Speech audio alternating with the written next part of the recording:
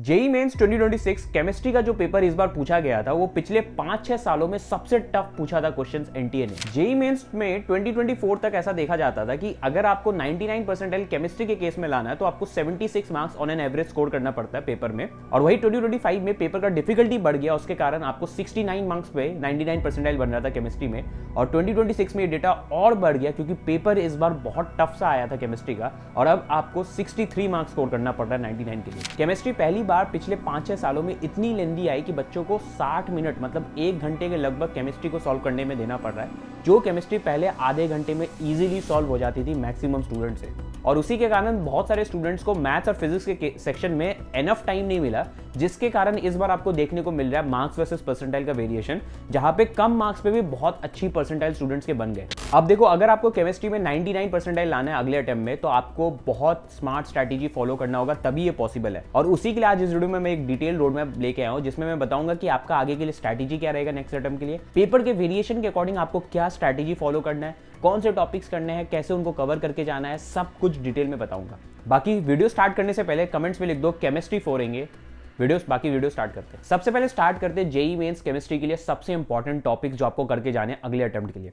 अब देखो, ये जो टॉपिक्स मैं आपको बताऊंगा ये आपको जेई मेंस के जनवरी एनालिसिस के बेसिस में बताऊंगा, क्योंकि हर साल ऐसा देखा जाता है जो जनवरी का पेपर होता है और अप्रैल का पेपर वो कॉमन सा ही होता है, सेम टॉपिक्स होते हैं, ऑलमोस्ट सेम डिफिकल्टी लेवल होता है और क्वेश्चंस भी ऑलमोस्ट सेम टाइप के ही पूछे जाते हैं, थोड़ा बहुत वेरिएशंस ऑब्वियसली दिखता है। तो इसलिए मैं आपको यही रिकमेंड करूंगा कि अप्रैल के केस में आपको केमिस्ट्री में जो भी टॉपिक्स अब जनवरी में पूछे गए जिससे ज्यादा क्वेश्चंस पूछे जाए उनको सबसे ज्यादा प्रायोरिटी में देना है। अब देखो, मैं आपको इंपॉर्टेंट टॉपिक्स भी बताऊंगा जो जो जनवरी में इंपॉर्टेंट थे, और उसके साथ साथ जो हर साल on an average important topics रहते हैं उसके साथ क्या वेरिएशन था जनवरी वाले पेपर में। तो अगर आप देखोगे, सबसे पहला most important chapter which is coordination compound, NTA का सबसे फेवरेट चैप्टर में से एक है। उसमें आप देख सकते हो यूजुअली 1.5 रहता है एवरेज नंबर ऑफ क्वेश्चंस, और इस बार 1.9 मतलब वेटेज बढ़ा है, तो ये मोस्ट इंपॉर्टेंट चैप्टर है, आप इसको स्किप ही नहीं कर सकते हो। फिर आते हैं एमाइंस का 0.5 यूजुअली रहता है, इस बार 1.5 रह गया। केमिकल बॉन्डिंग का इस बार 1.4 है, आपको लेफ्ट साइड राइट साइड में देख सकते हो खुद से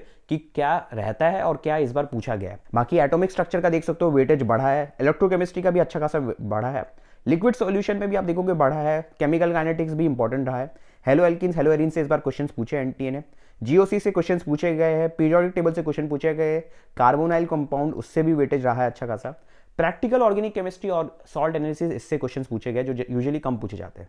फिर देखोगे बायोमोलिक्यूल्स, उससे भी क्वेश्चंस कम पूछे गए, यूजुअली पूछे जाते हैं 1.3 0.9 पूछा गया। पी ब्लॉक हो गया, thermodynamics, hydrocarbons, alcohol, phenol, ether, chemical equilibrium, mole concept, DNA block और भी सारे चैप्टर्स आपको लिस्ट पे दिख रहे हैं। अब देखो, आपको कौन से चैप्टर्स करके जाना है, मैंने क्या किया, प्रायोरिटी ए का लिस्ट बनाया है।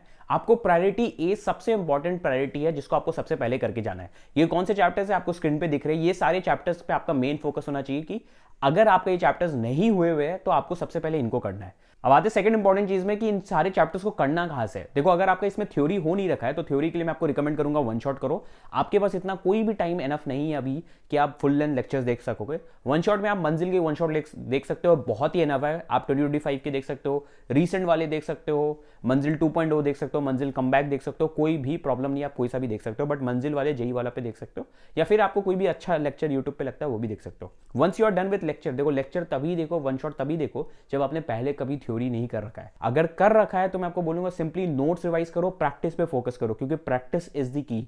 केमिस्ट्री में इस बार आपको दिखाई दिया होगा कि अगर आप ज्यादा क्वेश्चंस प्रैक्टिस करके जाते हो तो इन शॉर्ट आपका रिवीजन अच्छे से हुआ रहता है और आप कम मिस्टेक्स करते हैं। अगर मैं बात करूं इनऑर्गेनिक केमिस्ट्री में, तो भाई स्टेटमेंट बेस्ड क्वेश्चंस बहुत सारे पूछे गए थे सिंपली एनसीईआरटी से उठा के। तो एनसीईआरटी बहुत अच्छे से पढ़ो, लाइन बाय लाइन हर चीज को हाईलाइट करके पढ़ो। अगर आप नहीं करते हो तो स्टेटमेंट बेस्ड क्वेश्चंस में आप अप्रैल में भी फंसोगे और बहुत दिक्कत आएगी। तो एनसीईआरटी बहुत अच्छे से हो जाना चाहिए, रिवीजन बहुत मस्ट है इनऑर्गेनिक केमिस्ट्री में। ऑर्गेनिक केमिस्ट्री में भी सेम एनसीईआरटी बहुत इंपॉर्टेंट है। उसके साथ साथ देखो रिएजेंट्स का लिस्ट बनाओ, नेम रिएक्शंस का एक शीट बनाओ, उसके साथ साथ जो मैकेनिज्म है उसको समझो, रट्टा मत मारो, समझो कि रिएजेंट्स का क्या यूज है, उसमें सब कुछ समझोगे तभी आप एप्लीकेशन वाइज अच्छा कर सकते हो मेंस में। देखो, अगर आपका जेईई मेंस का फर्स्ट अटेम्प्ट अच्छा नहीं गया तो उसका सबसे बड़ा रीजन है मॉक टेस्ट, और अप्रैल अटेम्प्ट में यही मॉक टेस्ट आपका रीजन बनेगा एक अच्छा परसेंटाइल आने का। और अब रही बात मॉक टेस्ट देना कहां से है, उसके लिए मैं आपको ओसवाल बुक का 10 मॉक टेस्ट पेपर का ये बुक रिकमेंड करूंगा फॉलो करने के लिए।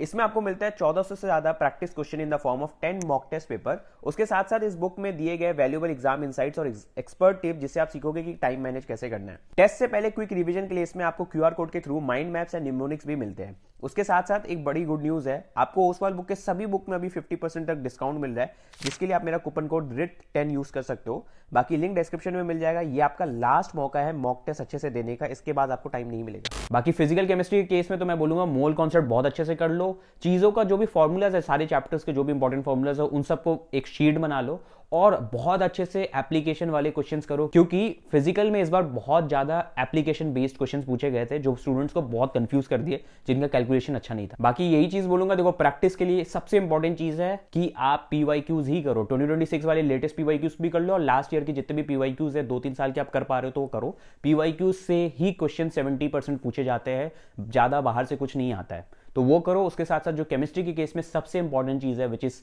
बाइबल ऑफ केमिस्ट्री NCERT, उसको भी बहुत अच्छे से आपको करना है। बाकी ऐसी ही वीडियो मैंने सिमिलरली मैथ्स के लिए बना रखी है, लिंक डिस्क्रिप्शन में मिल जाएगा या फिर आप मेरे चैनल पे जाके चेकआउट कर सकते हो। और भी कुछ भी अगर आपको चाहिए तो कमेंट्स में बता सकते हो, फॉर्मूला शीट हो गया, इंपॉर्टेंट PYQs हो गया, कुछ भी चाहिए, सॉल्व एग्जाम्पल, तो मैं सब कुछ व्हाट्सएप चैनल पर अपलोड कर दूंगा। बस थोड़ा सा वीडियो पे लाइक्स बढ़ाओ, ठीक है, थोड़ा सा प्यार दिखाओ, बिकॉज मैं जेन्युइनली एफर्ट्स करता हूँ आपके लिए।